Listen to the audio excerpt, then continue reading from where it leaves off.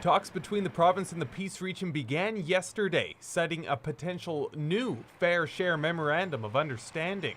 We do have issues for the rural people who are unincorporated, who in fact still require a certain amount of service from us. This all began after the province contacted the 9 government bodies, 8 of which are municipalities, which receive government indexing.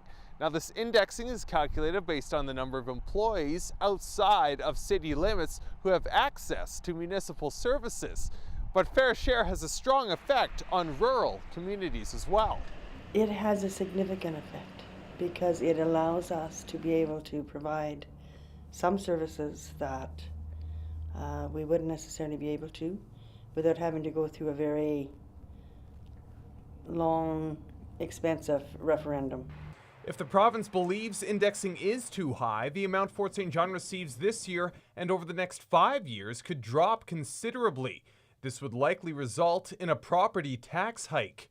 The same would happen for rural communities as well. In fact, they receive the 4th most amount of indexing out of the 9 districts included in the agreement. There certainly is some concern being expressed from the province that the indexing that we've been receiving is maybe too rich from their point of view, not from ours, but from theirs. So, I think it's all about negotiation and discussion and understanding their point of view and convincing them of our point of view, and we'll just work on it.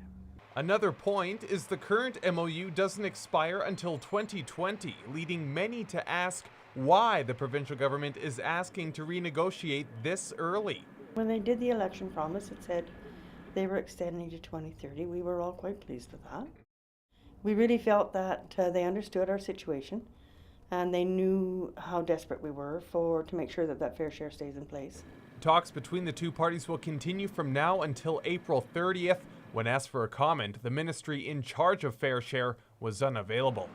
Mitch Bach, CJDC-TV News, Fort St. John.